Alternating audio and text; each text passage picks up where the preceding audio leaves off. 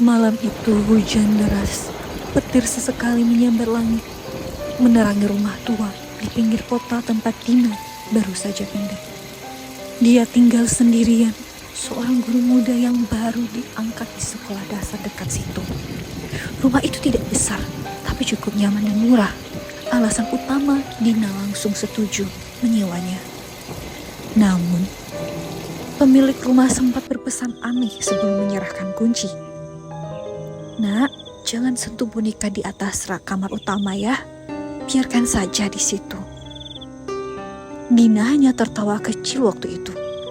Ia mengira itu cuma benda warisan keluarga atau semacam jimat lama yang tidak boleh dibuang. Tapi malam itu, pesan itu mulai terasa aneh. Setelah berberes menata barang, Dina naik ke kamar. Lampu kamar redup, bolanya berkedip seperti tak stabil. Dan di atas lemari, benar saja, ada sebuah boneka tua bergaun putih.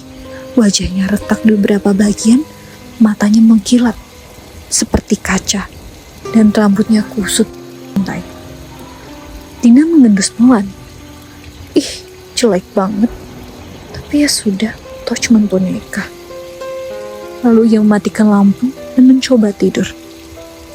Namun, menjelang tengah malam, suara ketukan terdengar dari arah lemari. Dina membuka matanya, menatap ke arah rak atas. Boneka itu masih di tempatnya, diam. Ia bangkit, menyalakan lampu. Tidak ada apa-apa. Ah, mungkin tikus, pikirnya. Ia kembali tidur. Malam kedua, keesokan malamnya, suara itu datang lagi. Tapi kali ini bukan hanya ketukan. Ada suara tawa kecil lirih, seperti anak kecil berbisik di dekat telinga. Main yuk. Dina sontak duduk tegak. Suara itu jelas terdengar, padahal ia sendirian di rumah. Ia menatap ke arah rak, dan kali ini boneka itu sudah tidak di sana. Jantungnya berdegup kencang, yang mencari ke seluruh kamar. Tidak ada. Tapi ketika ia menunduk ke lantai, boneka itu sudah ada di bawah tempat tidurnya. Dina pun menjerit, membanting boneka itu keluar kamar, lalu mengunci pintu rapat-rapat. Dan semalaman ia tidak tidur.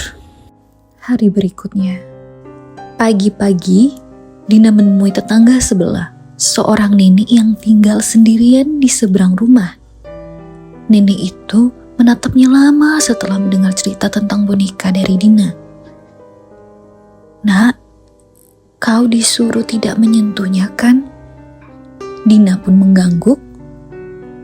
"Bagus, karena yang tinggal di dalam boneka itu bukan arwah jahat, tapi arwah pelindung," ujar nenek. Dina menjerit, "Hah? Pelindung? Tapi boneka itu menakutkan, Nek. Dia bahkan bergerak sendiri." Nenek itu menatap kosong ke arah rumah Dina.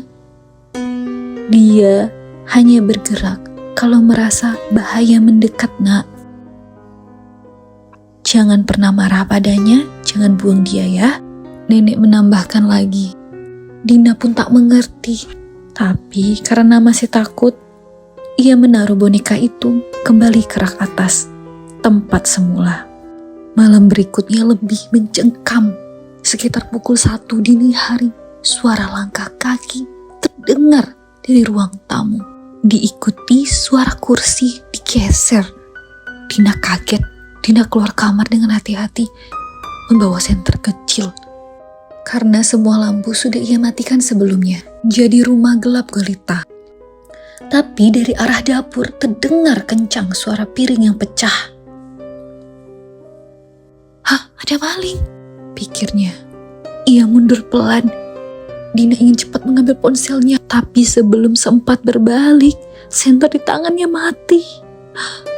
Gelap, sunyi. Lalu suara napas berat terdengar dari belakang. "Jangan berisik." Dina menoleh dengan cepat, tapi tak sempat melihat wajah orang itu. hanya bayangan tinggi besar yang langsung menutup mulutnya dengan kain. Ia berusaha berontak, tapi semakin lemah. Sebelum pingsan, satu-satunya hal yang sempat ia lihat adalah boneka di lantai dapur, menatap ke arah mereka. Dina terbangun di rumah sakit. Kepalanya terasa pusing, pergelangan tangannya memar. Polisi pun sudah di sana bersama pemilik rumah dan nenek tetangganya. Polisi bilang mereka menemukan Dina tergeletak di ruang tamu. Pintu depan terbuka, jendela pecah. Ada tanda-tanda perlawanan, tapi tidak ada tanda pencuri keluar lewat pintu dan jendela. Yang aneh, di dapur mereka menemukan jejak kaki berlumpur kecil, ukuran seperti anak kecil, dan ada boneka tua bergaun putih berdiri di tengah lantai, memegang sebuah pisau dapur berlumut darah. Dina pun kaget dan tidak bisa berkata-kata. Setelah kejadian itu, Dina tak berani kembali ke rumah itu.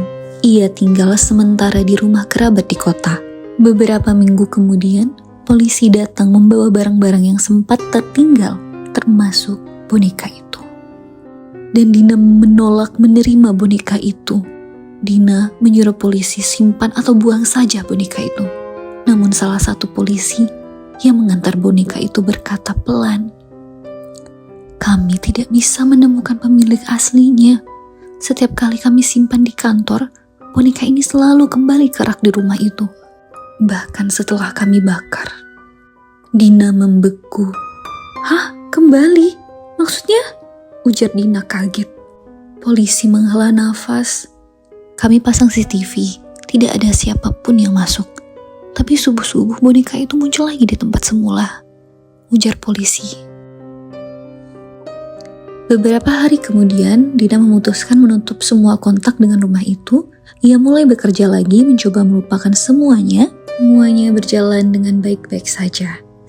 Namun satu malam, sekitar pukul 2 pagi, ia terbangun karena mendengar suara ketukan halus di lemari kamarnya. Tuk, ketuk, ketuk. Dina menahan nafas. Dia ingat. Dia berusaha tidak bergerak, tapi suara itu terus berlanjut makin keras. Dengan gemetar ia menyalakan lampu. Rak atas kosong dan tidak ada apapun di sana.